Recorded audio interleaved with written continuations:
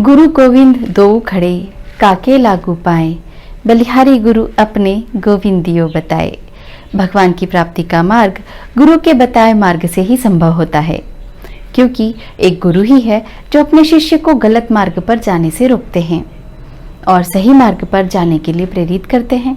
गुरुओं के सम्मान में आषाढ़ मास की शुक्ल पक्ष की पूर्णिमा के दिन गुरु पूर्णिमा का पर्व मनाया जाता है। इस पर्व को भारत में बड़े ही उत्साह से मनाते हैं। गुरु के प्रति सम्मान व्यक्त किया जाता है। मनुष्य रूप में तो देवताओं ने भी जन्म लेकर गुरुओं के चरण दबाए हैं और उनसे ज्ञान प्राप्त किया है। इस दिन महाभारत के रचयिता वेद व्यास का भी जन्म होने की वजह से इस तिथि को व्यास पूर्णिमा के नाम से भी जाना जाता है। वेद व्यास जी को प्रथम गुरु की उपाधि प्राप्त है।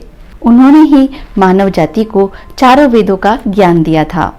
इस दिन आषाढ़ मास समाप्त हो जाता है और श्रावण मास की शुरुआत होती है। प्राचीन काल से गुरु शिष्य परंपरा चली आ रही है। गुरु का स्थान ईश्वर से भी ऊपर होता है। भगवान ने भी जब जब अवतार लिए, बिना गुरु की शिक्षा के वो मनुष्य जीवन में अपने लक्ष्य तक नहीं पहुंच पाए थे। इसलिए भगवान राम भी महर्षि विश्वामित्र के आश्रम गए थे। भगवान कृष्ण भी देवताओं के ऋषि सांदीपनि के गुरुकुल गए थे और पांडव और कौरव भी ऋषि द्रोणाचार्य के आश्रम शिक्षा ग्रहण करने गए थे। गुरु का हमारे जीवन में बहुत महत्व है। गुरु ही हमारे जीवन को संवार सकते हैं। पहली गुरु हमारी माँ होती हैं, जो हमें व्यवहारिक ज्ञान सिखाती हैं, और दूसरे हमारे आध्यात्मिक गुरु होते हैं।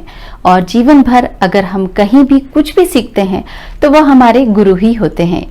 एकलव्य ने शिक्षा ग्रहण नहीं की थी, लेकिन गुरु द्रोणाचार्य को देखकर ही वह धनुर्विद्या सीख गए थे। इसलिए जब गुरु दक्षिणा का समय आया तो बिना विद्या ग्रहण किए ही एकलव्य ने अपना अंगूठा दक्षिणा में दे दिया।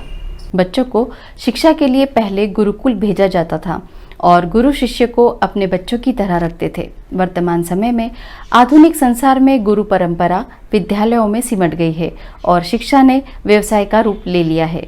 कलयुग में गुरु और शिष्य के संबंधों पर भी प्रश्न चिन्ह लगने लगे हैं। गुरु के महत्व को समझते हुए हमें यह ध्यान रखना होगा कि गुरु के ज्ञान के प्रकाश से ही जीवन का अंधकार दूर होगा।